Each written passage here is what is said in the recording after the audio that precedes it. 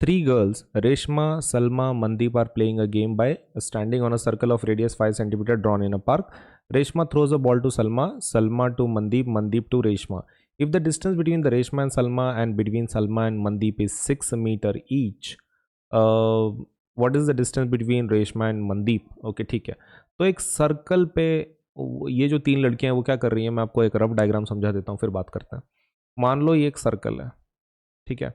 अब ये जो लड़कियां, ये जो रेडियस है इसका सर्कल का, वो कितना है, 5 सेंटीमीटर का. करेक्ट. तो ये तीनों लड़कियां अलग अलग पोजीशन पे खड़ी हैं. मान लो यहाँ पे रेशमा है, यहाँ पे सलमा है और यहाँ पे मनदीप है. राइट. तो ये क्या कर रहे हैं, एक दूसरे की तरफ बॉल फेंक रहे हैं. अब distance between Reshma and Salma and Mandeep is 6 metre each. रेशमा और सलमा के बीच में का जो डिस्टेंस है वो कितना है, 6 मीटर का है. और सलमा और मनदीप के बीच में का डिस्टेंस भी कितना है, 6 मीटर का ही है. What are they asking is Reshma Mandeep के बीच में का डिस्टेंस कितना है, ये वाला डिस्टेंस निकालो बोल रहे हैं. व्हाट इज दिस, है ना. तो क्वेश्चन के हिसाब से they have given us Reshma and Salma का डिस्टेंस, सलमा एंड मनदीप का distance. They are asking Reshma Mandeep में का डिस्टेंस निकालो. तो बहुत बड़ी बात नहीं है, निकाल लेंगे. और सर्कल का रेडियस भी हमको दिया है 5 सेंटीमीटर. तो इसका डायग्राम हम लोग कुछ ऐसा निकाल सकते हैं. Can we do something like this. Centre ले लेते हैं, ठीक है, और ये लाइन को ज्वाइन कर लेते हैं हम लोग. रेडियस के थ्रू ही कर पाएंगे ना. और ये भी लाइन ड्रॉ कर लेते हैं. अब ये तीनों का लेंथ कितना आ जाएगा, 5. इसका भी 5, इसका भी 5, है ना. और फिर इसके बाद हम लोग काम करना शुरू कर सकते हैं. तो let us start with this. इसी के साथ हम लोग शुरुआत करते हैं. ये इस प्रकार की डायग्राम हमको चाहिए इस क्वेश्चन के लिए. तो विल डू वन थिंग, एक थोड़ा सोफिस्टिकेटेड डायग्राम ले लेता हूँ. ये बहुत ही रफ डायग्राम हो गया है, ठीक है. Is this okay. Same diagram है, खाली लेटर्स हम लोग एक बार लिख लेते हैं एंड देन शुरुआत करते हैं. तो let me write down the names. इसको मैं ओ पकड़ लेता हूँ, ठीक है. इसको मैं रेशमा आर, इसको सलमा, सलमा के लिए एस, और इसके लिए एम, सलमा के लिए एस, इसके लिए एम. कौन, मनदीप. इसको मैं के पकड़ लेता हूँ, ठीक है. एक कंस्ट्रक्शन ले लेंगे हम लोग, ये जो इंटरसेक्शन पॉइंट है के, और यहाँ से एक डॉटेड लाइन हम लोग निकाल लेंगे, वो बाद में देखते हैं. पहले ये डायग्राम को रिमूव कर देते हैं, अभी इसकी ज़रूरत नहीं है हमको. We have our own sophisticated diagram, एकदम मस्त. चलिए, अब गिवन डेटा कुछ है क्या हमारे पास इस क्वेश्चन में. बिल्कुल है, वो 6 सेंटीमीटर दिया है ना. हाँ, तो वो गिवन डेटा लिख लेते हैं सबसे पहले. Will write down given data first, फिर आगे आराम से कर पाएंगे. So what is the given data. Given data is that R S का वैल्यू हमारे पास है. R S is equal to S M is equal to 6 metre. Correct, ये क्वेश्चन में दिया है. और रेडियस कितना बोला है, radius of the circle is 5 centimetre. वो लिखना है तो लिखो, नहीं तो ऐसा कुछ इशू नहीं है, ठीक है. मैं सेकंड लाइन पे लिख देता हूँ, O R is equal to O M is equal to O S is equal to 5 centimetre. क्या रीज़न है, 5 सेंटीमीटर नहीं, 5 मीटर, सॉरी. रेडियस है ना, ये रेडियस है. और वो तो गिवन डेटा है ना, ये तो गिवन डेटा, उसको लिखने की ज़रूरत नहीं है. अब बात करते हैं कंस्ट्रक्शन की. तो कुछ कंस्ट्रक्शन किया जाए, क्योंकि बहुत ही प्लेन डायग्राम है, तो वी रिक्वायर सम कंस्ट्रक्शन. देखो, कंस्ट्रक्शन की अगर बात हो रही है तो हमको बहुत सारी चीज़ों को ज्वाइन करना पड़ेगा, क्योंकि सेंटर तो था ही नहीं ना इसका. सर्कल का जो सेंटर है ओ, वो भी तो हमने बाद में बनाया है, तो वो सबको ज्वाइन करना पड़ेगा ना. ये सब बताना पड़ेगा कि हमने ज्वाइन किया है बोल के.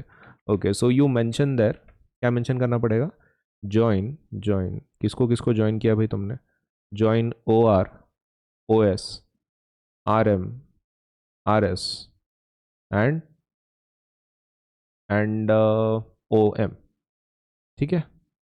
ओ R, O S, R M, R S and O M. जितने लाइन दिख रहे हैं सब आप लिख दो कि सबको ज्वाइन कर दो. और दूसरा एक क्या करना है कंस्ट्रक्शन में, ड्रॉ. ये बहुत इंपॉर्टेंट चीज़ है भाई. Draw O L perpendicular to R S. ये सबसे इंपॉर्टेंट चीज़ है पूरे क्वेश्चन में, पूरे आंसर में अपने. O L perpendicular to R S, बिना परपेंडिकुलर के ये वाला क्वेश्चन थोड़ा सा डिफिकल्ट चला जाएगा हमारे लिए. तो ओ एल ले लेते हैं भाई.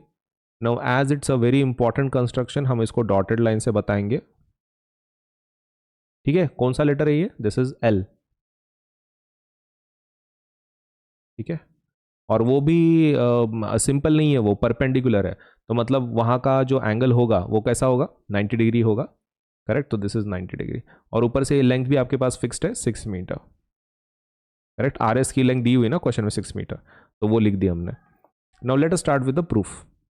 कंस्ट्रक्शन क्या की है, परपेंडिकुलर निकाले। Now let us start with proof. Now one of the first thing in proof is हमको बोलना पड़ेगा O S is equal to O R, correct. O S is equal to O R है ना, because they are radius, तो वो एक लिखेंगे हम लोग सबसे पहला, O S is equal to O R and और वो परपेंडिकुलर भी है, O L is perpendicular to R S. तो उससे क्या हो जाएगा, एक परपेंडिकुलर निकाला ना तुमने, तो वो डिवाइड हो जाएगा ना भाई। देखो हमारे पास एक थ्योरम है, वो थ्योरम क्या बोलती है, अगर आप सेंटर से कोई लाइन निकालते हो परपेंडिकुलर, वो भी किसी कॉर्ड पे, तो वो कॉर्ड को बाइसेक्ट कर देती है ना। कॉर्ड को क्या कर देती है, बाइसेक्ट कर देती है।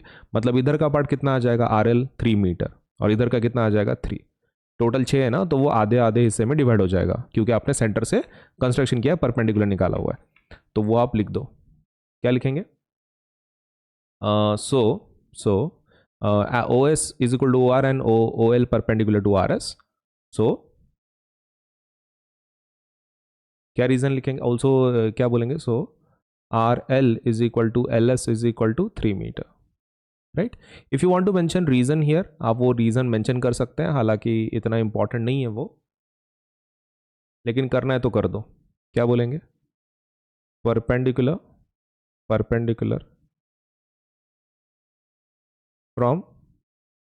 from center of circle, perpendicular from center of circle to chord bisects chord, to a chord bisects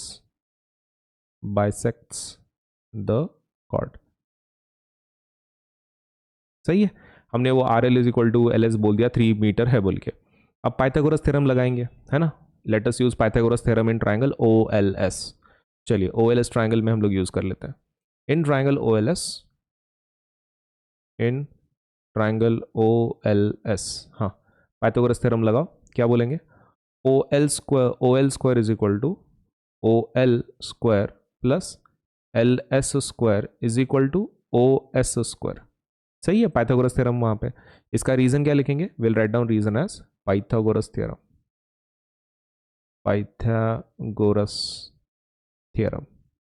चलो, जितना आपको पता है सब वैल्यूज पुट कर दो।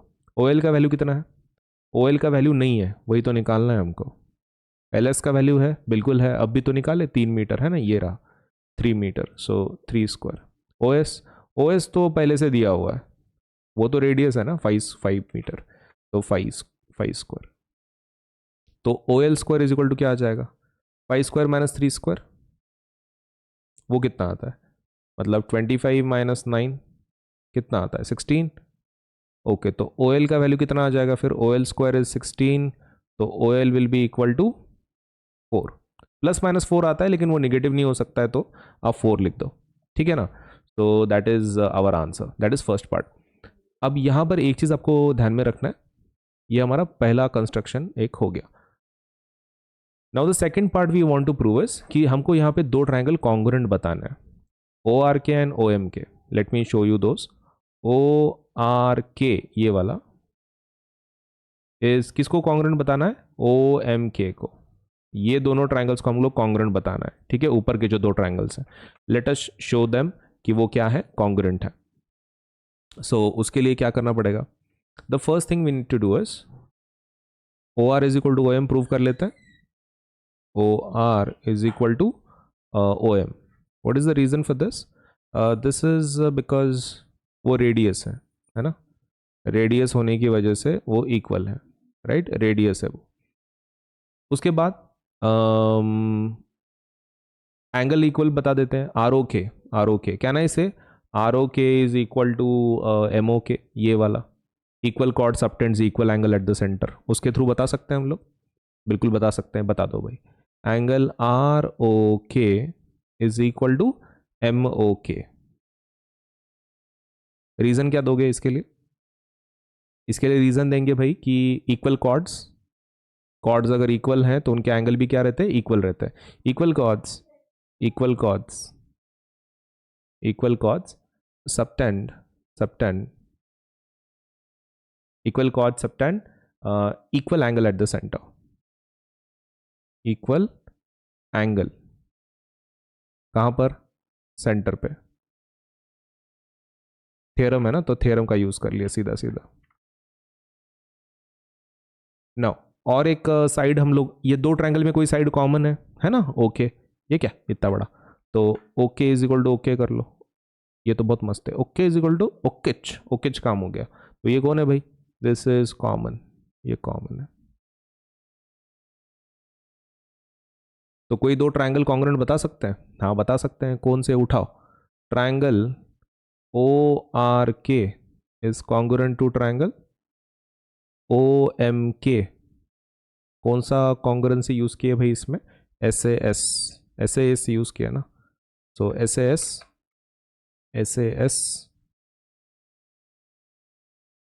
एस क्या लिखेंगे, congruency rule, S A S congruency rule,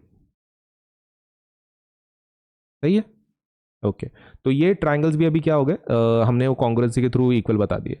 now what we require is कि साइड्स इक्वल बता सकते हैं क्या हम लोग साइड्स इक्वल बता सकते हैं कोई सीपीसीटी के through. Yes we can say R K is equal to M K, R K is equal to M K बोल सकते हैं CPCT through. Let me show you those in the diagram. R K is equal to क्या बोल रहे हैं आप, M K. R K is equal to M K बोल दिया भाई हमने, कैसे, सीपीसीटी के through. Late us start working with those.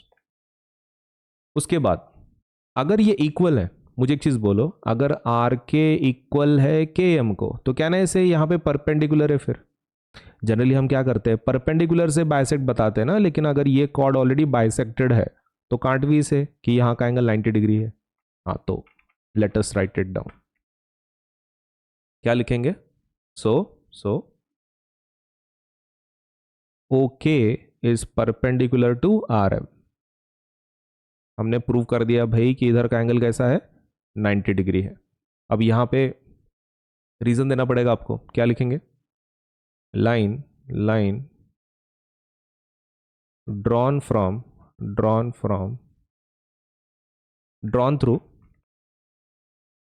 Through centre of a circle. इसको मैं थोड़ा सा नीचे ले लेता हूं, centre of circle to bisect a cord,